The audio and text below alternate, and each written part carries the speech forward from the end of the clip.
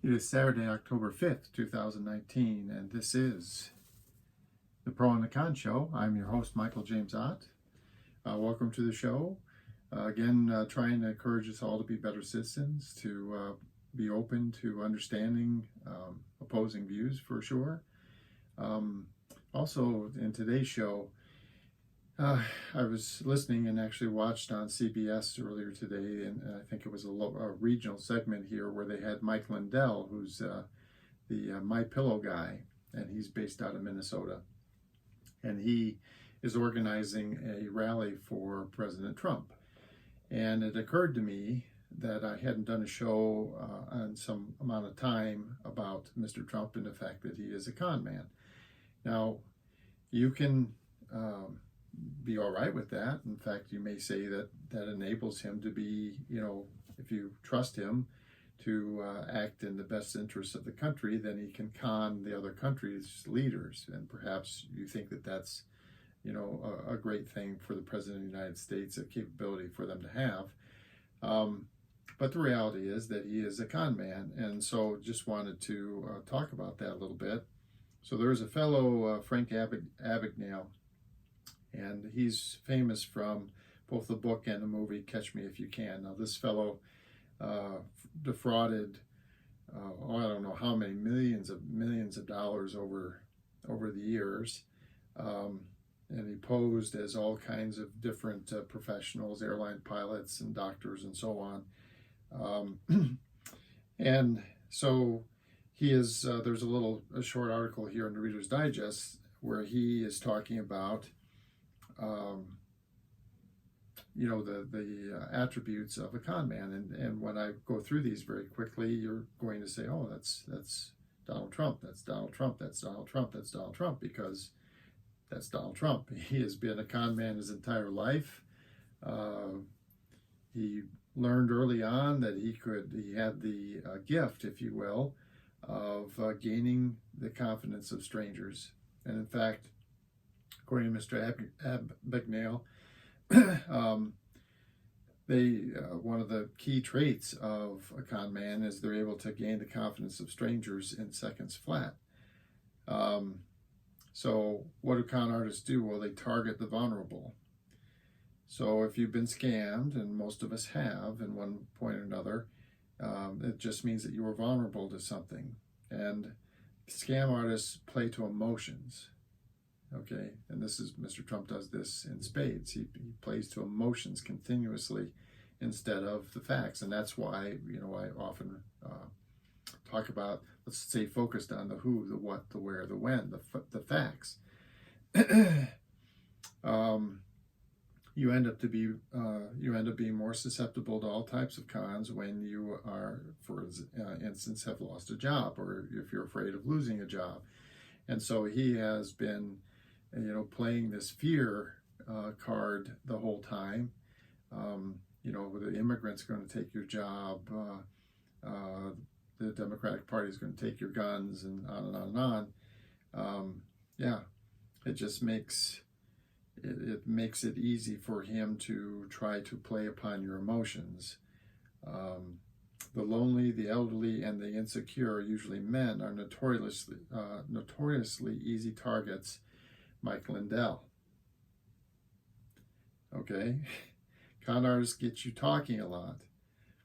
So the most successful cons hinge on desire, and they work on victims, and they try to get them to answer a lot of questions.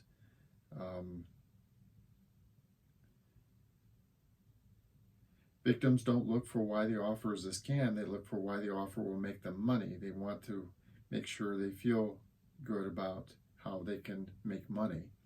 And this is, Mr. Lindell is almost certainly under the spell of the scams or the confidence of Mr. Trump, because Mr. Trump promises that the entire country, all business is going to make a lot more money, and of course, since he has reap the benefits of scheming and scamming to the tune of whatever millions or billions of dollars that he's worth.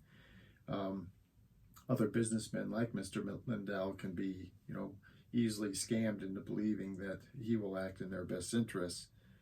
Con artists say your name a lot. So if you, I'm sure they're having a rally, and Mr. Lindell is coordinating that rally, and I'm sure Mr. Trump at the beginning of that rally, maybe several times during it, will specifically point him out.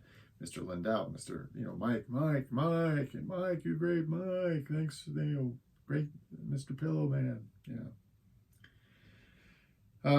they mimic your posture.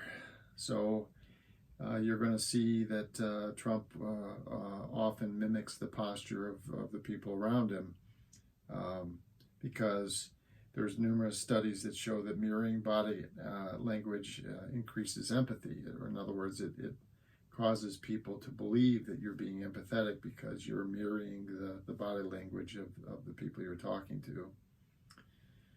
Con artists show their quote-unquote flaws, so they're great talkers.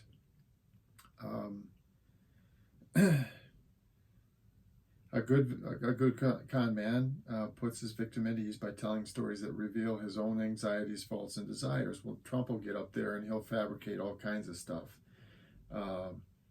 And it very often has nothing to do with truth. We've seen multiple times that when people try to ferret out whether these things actually happened or not, it often comes to no, there was no episode like that. He claims he was at ground zero for 9/11 and on and on and on, and it just goes on. They call on influential friends, so he's constantly calling upon friends that he hopes will have influence on him or for him. And the current impeachment inquiry is all about him inquiring with various influential foreign leaders, to his benefit, to try to find out information about his competitors for the office of president. And they'll let you win at first. So like the tax cut, they pushed this tax cut through.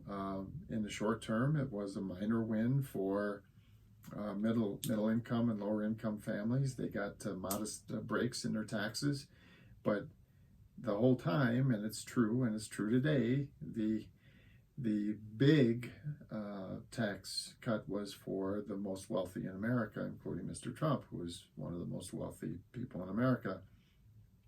So there you go. And they set a ticking clock, so he's always talking about limited time, pressing the issue. You gotta, for example, running up to the 2016 or 2018 midterm election, there's a caravan of terrorist immigrants coming to our southern border. The clock is ticking, everything's going to end, the world is going to end as we know it.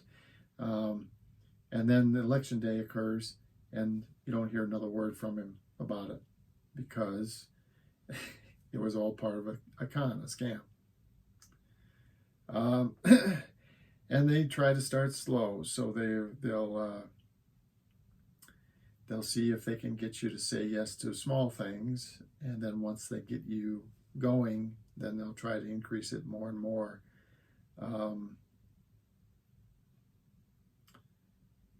So there's, for example, in one devastating online dating story, a woman was seduced by dating a dating site scammer who asked her for progressively larger money transfers, first $8,000, then $10,000, then $15,000, with the promise that it would help him clear customs and permit a long-term relationship.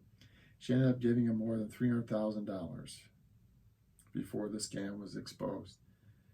Okay, so Mr. Lindell and the rest of you folks out there that are supporting Mr. Trump, you're going to wake up one day and find out just how badly he has scammed you. And I implore you to wake up earlier than later, because, for example, in this woman's case, it would have been better for her if she had figured it out after the first 8,000 or after the first 20,000 or 50,000 instead of $300,000, right? Okay, So let's see if there's, con artists dress the part, okay? He always wears really, really nice dress suits, okay, high dollar suits. And it says here, con artists rely on your embarrassment. So it's crazy how often you have people who, even when you present them with the evidence that they've been the victim of a scam, refuse to believe it.